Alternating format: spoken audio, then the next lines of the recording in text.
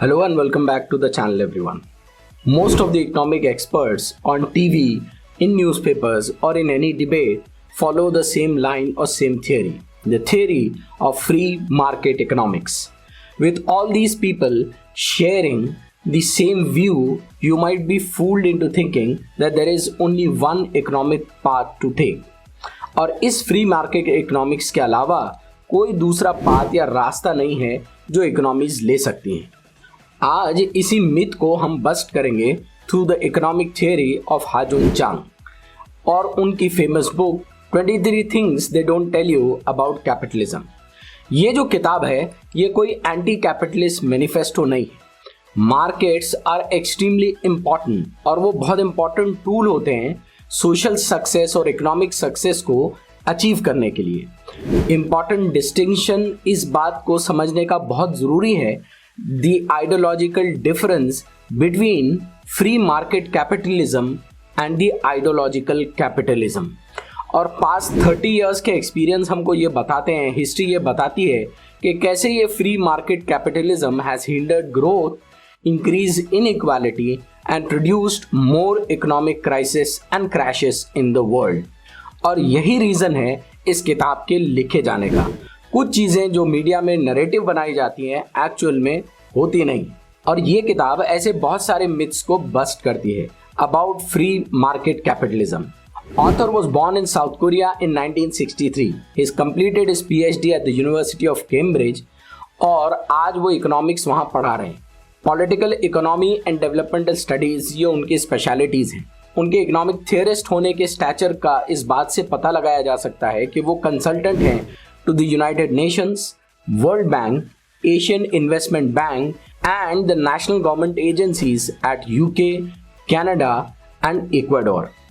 इसी तरह से और इसी वजह से उनके जो आइडियाज़ हैं they have influenced Rafael Correa जो कि इक्वाडोर के प्रेसिडेंट हैं, और इसी की वजह से both economic growth and social development are seen in Ecuador।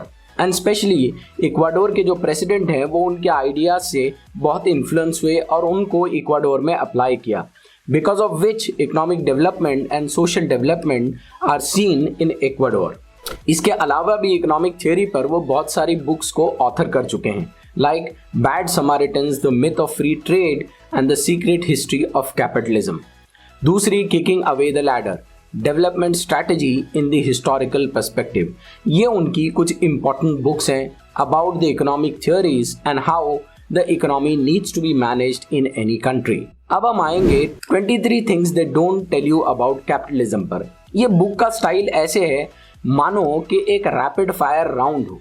Obviously we won't be able to cover all the 23 things, but we have made some important zones and out of that we will be covering some of the important aspects about this myth busting।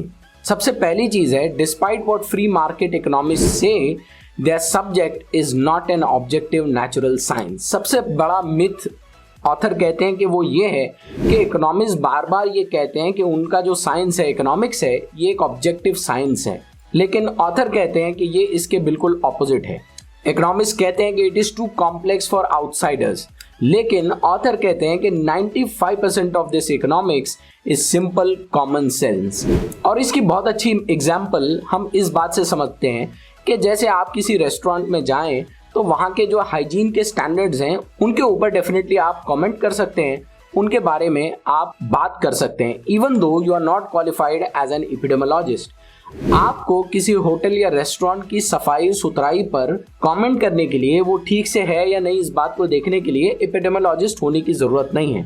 Author कहते हैं कि यही same बात economics के लिए भी है। उसके जो बेसिक प्रिंसिपल्स हैं about the subject they can be appreciated by everyone. और वो ये कहते हैं कि आपको वर्ल्ड बैंक का प्रेसिडेंट होने की जरूरत नहीं है टू अंडरस्टैंड कि आपकी जो कंट्री है it should not gamble too much and put all the money into risky investments that will be very dangerous for your country। next important चीज जो वो कहते हैं कि there is no such thing as free market। should the government intervene in the economic planning? ये बड़ा question है जो ये मिथ एड्रेस करता है। फ्री मार्केट के प्रोपोनेंट्स कहते हैं कि फ्री मार्केट होना चाहिए। जितने भी मार्केट क्रिएट किए गए हैं उनके कुछ ना कुछ रूल्स होते हैं, कुछ ना कुछ कंडीशंस होते हैं। मार्केट क्या होता है एंड कितना फ्री है, ये एक पॉलिटिकल डिसीजन है rather than an economic decision. और it is we who as citizen decide कि what free market is. Society से अलग ये कोई एंटिटी नहीं है। जैसे 1890 के चाइल्ड लेबर लॉज को ले लीजिए, जो कि आए the cotton factories regulation act की शक्ल में।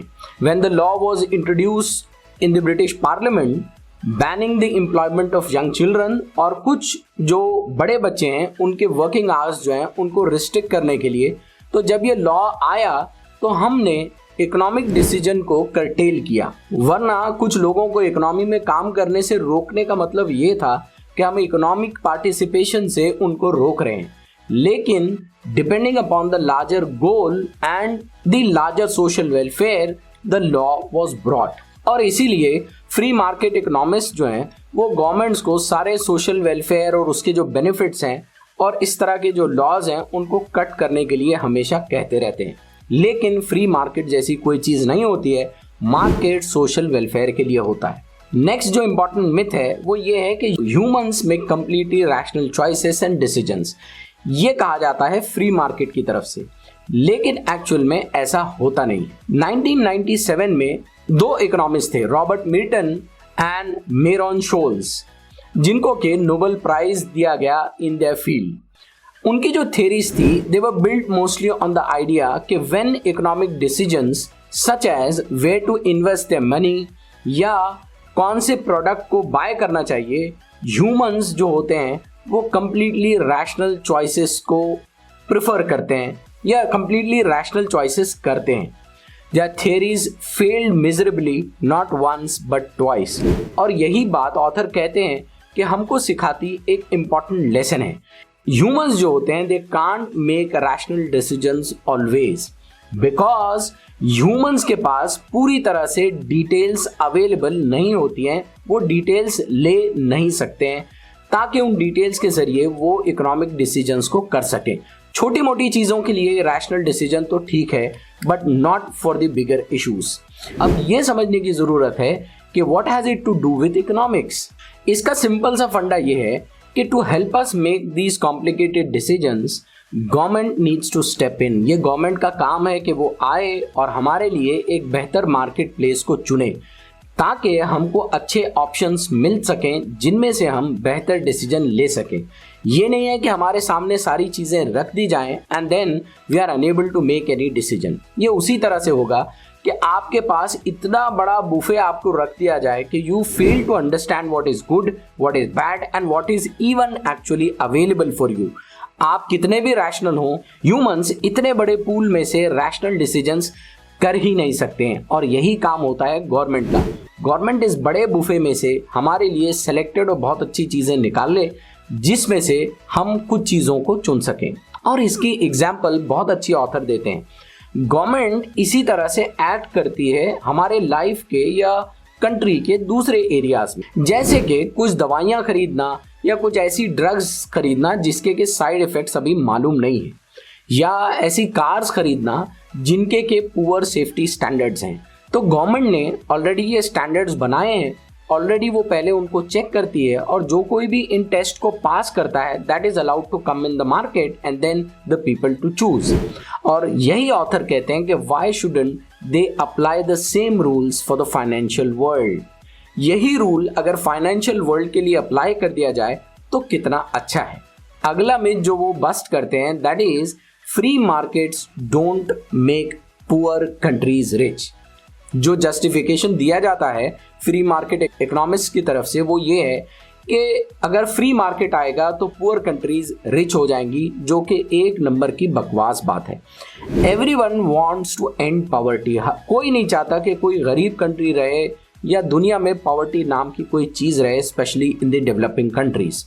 और हम बार बार न्यूज़ रूम में डिबेट्स में we keep hearing politicians, we keep hearing philanthropist like Bill Gates और बड़े बड़े मल्टी बिलियन डॉलर कॉरपोरेशंस के ओनर और इकोनॉमिस्ट भी इस बात को कहते हैं। लेकिन इसके पीछे जो इम्पोर्टेंट फैक्ट है उसको हमको समझना बहुत ज़रूरी है। और फैक्ट ये है that western free market policies imposed on developing world are a huge reason for their poverty. उनकी गुर्बत की वजह एक्चुअल में वेस्ट की फ्री मार्केट पॉलिसीज हैं। जैसे कि एग्जाम्पल ले लें 1960s एंड 70s में the countries of the sub Saharan Africa experience कर रही थी डिसेंट ग्रोथ थी। दिस वॉज बिकॉज उनकी जो गवर्नमेंट थी they have protected their market and their economies. Domestic industries को सब्सिडाइज किया गया और प्रोटेक्ट किया गया फ्रॉम द आउटसाइड कॉम्पिटिशन। लेकिन फिर ये हुआ कि वेस्टर्न गवर्नमेंट्स इन 1980s उन्होंने फोर्स किया to open the market. Open market के नतीजे में क्या हुआ कि जो डोमेस्टिक इकोनॉमीज थी वो सफ़र होना शुरू हुई और फेल हो गई। इसको बहुत अच्छी एग्जाम्पल से समझा जा सकता है। आपका घर है, आपका ग्राउंड है और आपका बच्चा है। आपके बच्चे के पास एक साइकिल है and he performs on that cycle. अब बाहर से कोई एक बच्चा आए जिसके पास साइकिल नहीं है, जो बहुत डेवलप्ड है, उसके पास मोटरसाइकिल है। अगर आप कोई रूल्स एंड रेगुलेशन नहीं लगाएंगे और आपके बच्चे की साइकिल के साथ उसको एक ओपन स्पेस दे देंगे कि वो अपनी मोटरसाइकिल लेकर उससे कॉम्पीट करे, तो आपका बच्चा न सिर्फ हार जाएगा बल्कि बार बार हारने से वो कॉन्फिडेंस लूज कर जाएगा और जो कुछ भी जीतने के प्रॉफिट्स होते हैं, बेनिफिट्स होते हैं, वो सारा दूसरा बच्चा लेकर चला जाएगा। स्टोरी बहुत सिंपल है। कंट्री आपकी है, आप किसी नई कंपनी को ला रहे हैं, वेस्टर्न इन्वेस्टमेंट को ला रहे हैं, you have to be cautious, you have to put some rules and regulations in place। तो अगर हम इस ट्रेंड को रिवर्स करना चाहते हैं then get the developing countries moving forward। और हमको ऑथर कहते हैं एज वेस्ट हमको ये देखना चाहिए कि जब हम रिच हो रहे थे, जब हम डेवलप हो रहे थे, तो हम किस तरह से डेवलप हुए हैं। और वो ये कहते हैं कि 19th सेंचुरी में वेस्टर्न कंट्रीज इसलिए डेवलप हुई हैं क्योंकि उन्होंने अपनी इकोनॉमीज को प्रोटेक्टेड रखा था फ्रॉम फॉरेन कंपटीशन। सिर्फ अगर यूनाइटेड स्टेट्स की एग्जांपल ले ली जाए तो foreigners were forbidden from becoming financial dictators. Foreigners को ये इजाजत नहीं थी कि वो टर्म्स एंड कंडीशंस को डिक्टेट करें और कस्टम टैरिफ जो थे गुड्स के ऊपर जो कंट्री के अंदर आ रहे थे दे स्टूड एट 50%। और इसी की वजह से वेस्ट की वो ग्रोथ हो पाई जो आज हम देखते हैं। तो पुअर कंट्रीज को, डेवलपिंग कंट्रीज को इसी तरह की पॉलिसीज की और गवर्नमेंट इंटरवेंशन की जरूरत है, ना कि कंप्लीटली फ्री मार्केट कैपिटलिज्म की। इकोनॉमिक्स में दो इंपॉर्टेंट प्रिंसिपल हैं। एक आता है सोशलिज्म से या गवर्नमेंट इंटरवेंशन वाली पॉलिसी से, जिसको हम कहते हैं सोशल वेलफेयर। दूसरा वो है जिसको कि फ्री मार्केट कैपिटलिज्म या कैपिटलिस्ट जिसको प्रमोट करते हैं, जिसको वो कहते हैं ट्रिकल डाउन इफेक्ट। अब इनका अगर हम कंपैरिजन करें तो फ्री मार्केट इकोनॉमिस्ट वो ये कहते हैं कि गवर्नमेंट को सोशल वेलफेयर के जो बेनिफिट्स हैं वो सारों के सारों को कट कर देना चाहिए। वो ये कहते हैं कि अगर लोगों को आप बार बार अनएम्प्लॉयमेंट बेनिफिट देंगे, अलाउंस देंगे, हॉलिडे पैकेजेस देंगे और उनको रिवॉर्ड करेंगे फॉर नॉट डूइंग वर्क, तो उनका मामला ये हो जाएगा कि वो कंट्री की इकोनॉमी के लिए एक ड्रेन बन जाएंगे। और यही मिथ है जिसको कि ऑथर बस्ट करते हैं। वो ये कहते हैं कि सोशल वेलफेयर ना सिर्फ एक अच्छी चीज है बल्कि वाइटल है इकोनॉमिक ग्रोथ के लिए। और इसका जो रीजन है वो बहुत सिंपल और क्लियर है। कंट्रीज जिनमें के little assistance has been given to the unemployed का ख्याल नहीं रखा गया और कोई जॉब असिस्टेंस नहीं दी गई, हेल्प नहीं दी गई, सोशल बेनिफिट्स नहीं दिए गए, तो ऐसी इकोनॉमी में जो लोग थे they were terrified of losing their job.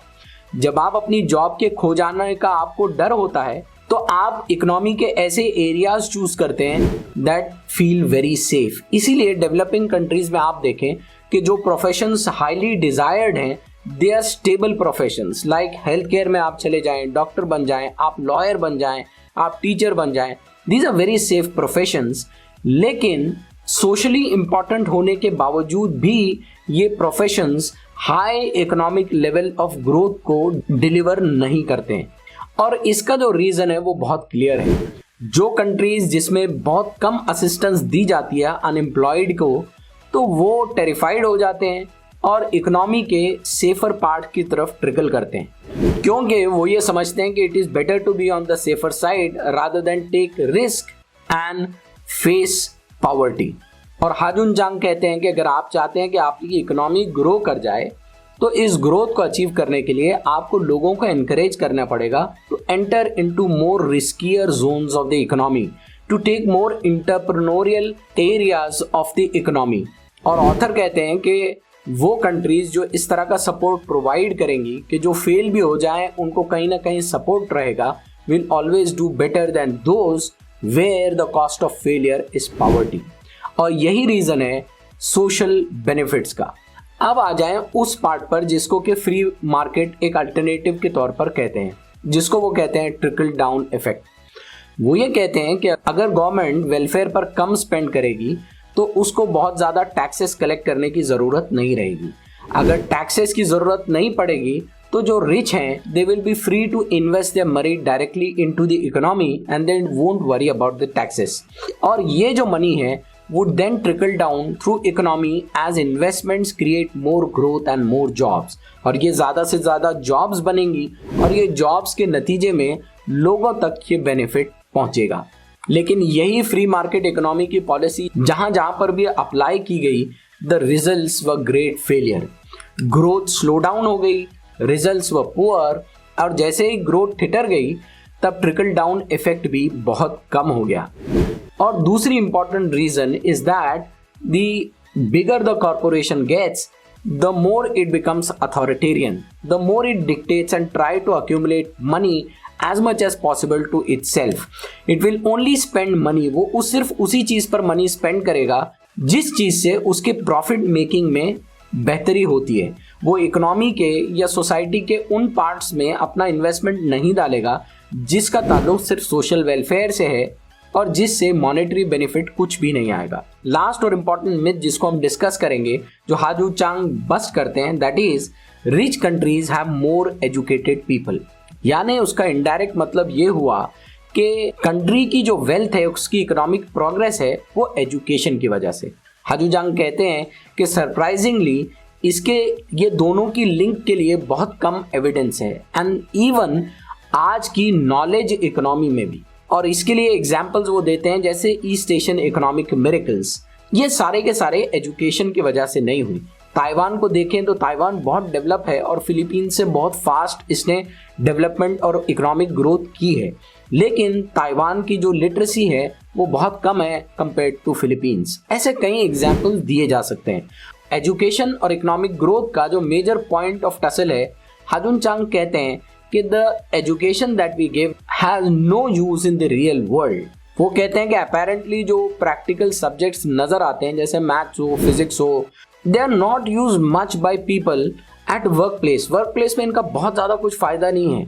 लेकिन इनके अलावा जिन सब्जेक्ट्स की या जिस चीज़ की ज़रूरत पड़ती है, that is command over technical, organisational and institutional knowledge. अगर ये नॉलेज होगी तब वो इकोनॉमिक वेंचर सक्सेसफुल होगा, वो कंट्री रिच होगी और वो कंट्री डेवलप हो जाएगी। तो ये थे कुछ myths from the 23 things they don't tell you about capitalism.